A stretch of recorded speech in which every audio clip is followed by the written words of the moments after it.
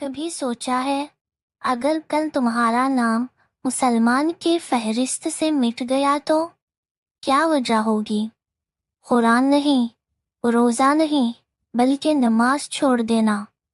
نبی کریم صلی اللہ علیہ وسلم نے ارشاد فرمایا، بین العبد و بین الکفر ترک الصلاۃ، یعنی مومن اور کافر کے درمیان بنیادی فرق نماز چھوڑنے کا ہے۔